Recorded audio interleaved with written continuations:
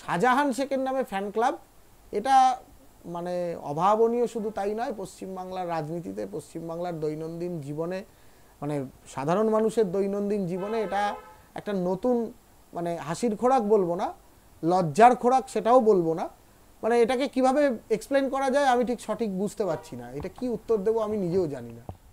শাহজাহান কিভাবে গ্রেপ্তার হবে? শাহজাহান যদি গ্রেপ্তার হয়ে যায় তাহলে বসিরহাট লোকসভায় তৃণমূলের ভোট বৈতরণী পার হবে কিভাবে? শাহজাহান গ্রেপ্তার হবে কেন?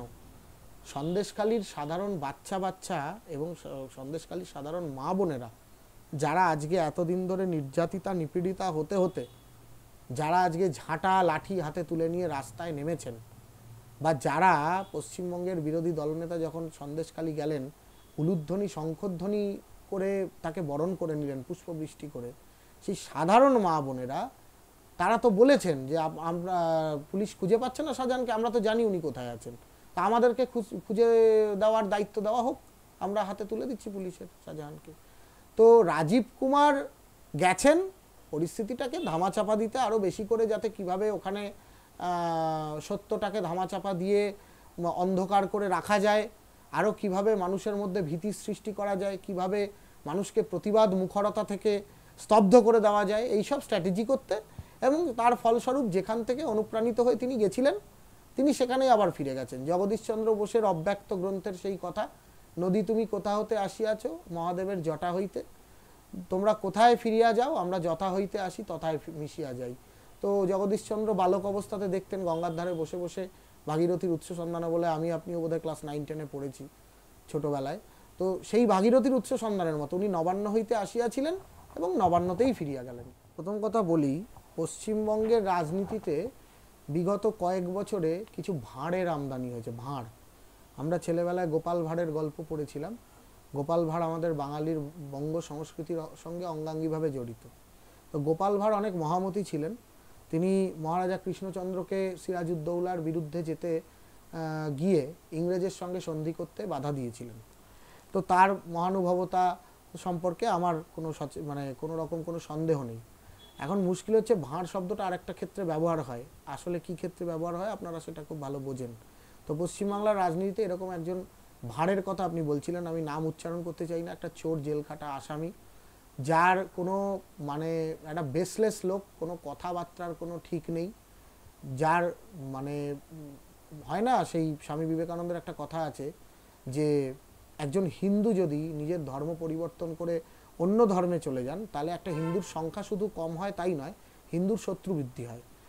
আবার আমাদের বাঙাল ভাষাতেও একটা প্রবাদ আছে, হিন্দুর ছেলে যদি মুসলমান হয় তাহলে বেশি করে গরু খায়। তো হিন্দুর ছেলে বেশি করে মুসলমান হয়ে গরু খায় কেন জানেন? কারণ সে যে কত বড় মুসলমান সেটা প্রমাণ করার চেষ্টা করে। এই কুণাল ঘোষ বলেছিলেন না সারদা কাণ্ডে সবচেয়ে বড় বেনিফিশিয়ারির নাম মমতা বন্দ্যোপাধ্যায়। এই কুণাল ঘোষ বলেছিলেন নাকি এরা বন্দির ডায়েরি ফাইরি লিখেছিলেন, বই, বন্দির ডায়েরি বইটা আছে, পাওয়া যায় এখন খুঁজে। এই কুণাল ঘোষ বলেছিলেন যে আমাকে অন্যায়ভাবে হত্যা করার চেষ্টা হচ্ছে, আমার তদন্তকে ম্যানিপুলেট করার চেষ্টা হচ্ছে, শাসক দলের অঙ্গুলি হেলনে, সারদার টাকা লোকানো রয়েছে মুখ্যমন্ত্রীর কালীঘাটের বাড়িতে, এগুলো কে বলেছিলেন? আপনারা পুরনো ক্লিপিংস খুঁজে বার করুন তো। সেই ব্যক্তির নাম কুণাল ঘোষই তো। সেই কুণাল ঘোষ আজকে দাঁড়িয়ে হঠাৎ করে, জানি না কার দ্বারা অনুপ্রাণিত হলেন, হঠাৎ করে জেল থেকে বেরোনোর পর তিনি মুখপাত্র হলেন, সাধারণ সম্পাদক হলেন, খুব ভালোই চলছিল। ইদানিংকালে, সাম্প্রতিককালে, আমি বলতে চাইছি 2021-এর পর থেকে আজকে পর্যন্ত কুণাল ঘোষের যা বক্তব্যের আমি ফরম্যাট দেখতে পাচ্ছি, মানে পশ্চিমবাংলার রাজনীতিতে সবচেয়ে অসভ্যতম স্পোক্স পার্সন যদি কেউ হয়ে থাকে সেটা কুণাল ঘোষ, এবং সব রকম শালীনতার মাত্রাকে তিনি অতিক্রম করতে পারেন। আপনারা যে যুক্তিতক্ক শোটির কথা বলছিলেন, আমি সেই শোটি দেখেছি, প্রথমত বলি। তো সেই শোতে অগ্নিমিত্রা পাল কি বলেছেন তার থেকেও যেটা বড় কথা, সন্দেশখালীর নিপীড়িতা মায়েরা ওখানে উপস্থিত ছিলেন। আপনি দেখেছেন তাদেরকে কুণাল ঘোষেরা কিভাবে আক্রমণ করেছেন? একজন মা যারা সম্ভ্রম, একজন নারীর কাছে তার সম্ভ্রম সম্মান হচ্ছে সবচেয়ে বড় জিনিস, যে সম্ভ্রমটা শাহজাহান শেখেরা লুট করেছে, উত্তমরা লুট করেছে, শিবুরা লুট করেছে, সেই সম্ভ্রমটা লুণ্ঠিত অবস্থাতে মুখে কাপড় চাপা দিয়ে স্টুডিওতে এসে কি ওনারা মুখ খুলে বসে বলবেন? আচ্ছা ওনারা বলবেন, তারপরে ওনাদের বিরুদ্ধে আবার একটা নন বেলেবল সেকশনে কেস হোক, ওনাদের সংসার, ওনাদের পরিবার, ওনাদের সন্তান, ওনাদের স্বামী কে দেখবে? কুণাল বাবুরা সত্যকে ধামাচাপা দিতে দিতে গোয়েবেলসীয় থিওরি অ্যাপ্লাই করতে করতে এমন পর্যায়ে নিয়ে গেছেন, কিছুই হয়নি, কিছুই হয়নি, কই কিছু হচ্ছে না। তো সবাই মিথ্যা কথা বলছে। মাননীয় মুখ্যমন্ত্রী কথায় কথায় বলতেন যে ঝাড়খণ্ডে বৃষ্টি হলে পরে পশ্চিমবাংলায় বন্যা হয়। মাননীয় মুখ্যমন্ত্রী বলতেন বিরোধীদের চক্রান্ত, কথায় কথায় বলতেন, আজও বলেন যে বিরোধীরা চক্রান্ত করছে। এই কুণাল বাবুরা ঠিক সেই ফরম্যাটেই খেলছেন। যে রাস্তা দেখিয়েছেন মাননীয় মুখ্যমন্ত্রী মমতা বন্দ্যোপাধ্যায়, তার সেই পথে যোগ্য উত্তরসূরি কুণাল ঘোষেরা বলছেন। ওখানে কুণাল ঘোষ তো একা ছিলেন না, ওখানে কাকলি ঘোষ দস্তিদার ছিলেন, ওখানে অরূপ চক্রবর্তী ছিলেন। অরূপ চক্রবর্তীকে আমি একজন সংবেদনশীল কাউন্সিলর, ভালো মনের মানুষ হিসেবে জানতাম। যাই হোক, তারা আজকে এইসব ভালো মানুষগুলো আজকে সন্দেশখালীর মা বোনেদের পাশে না দাঁড়িয়ে, আবার দেখুন এদের কিরকম দ্বিমুখী চরিত্র। একদিকে কুণাল ঘোষেরা প্রকাশ্য মেইনস্ট্রিম মিডিয়ার স্টুডিওতে দাঁড়িয়ে আক্রমণ করছেন সন্দেশখালীর মায়েদের, সন্দেশখালীর মায়েদের হয়ে পাশে দাঁড়িয়েছেন যারা সেই বিজেপি বিধায়িকা অগ্নিমিত্রা পাল, চন্দনা বাউরি বা শুভেন্দু অধিকারীদেরকে। আবার দেখুন একদিকে রাজীব কুমারকে পাঠাচ্ছেন ওখানে যাতে সব কিছু ধামাচাপা দেওয়া যায়।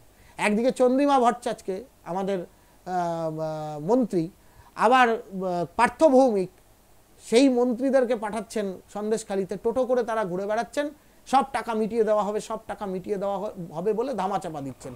তো কুণাল বাবুরা আর কত সত্যের অপলাপ করবেন? কুণাল বাবুর সম্বন্ধে কোনো আলোচনাই করতে নেই। একটা নিকৃষ্ট ব্যক্তি।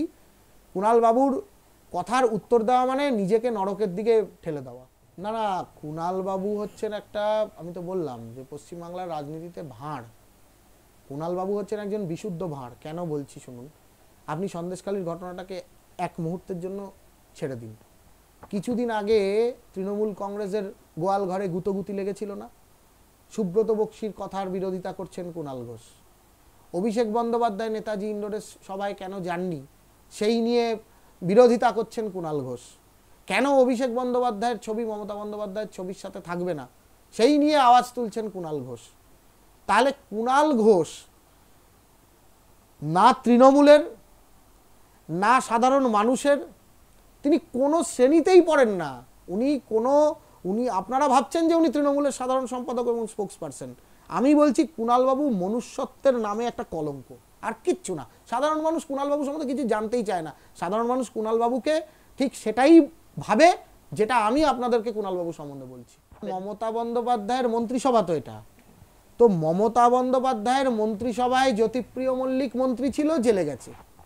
মমতা বন্দ্যোপাধ্যায়ের মন্ত্রিসভায় মন্ত্রী ছিল পার্থ চট্টোপাধ্যায়, জেলে গেছে। মমতা বন্দ্যোপাধ্যায়ের আদরের দুলাল অনুব্রত মণ্ডল ওরফে কেষ্ট মণ্ডল গুরু বাতাসা চড়াম চড়াম বাজিয়ে জেলে গেছে।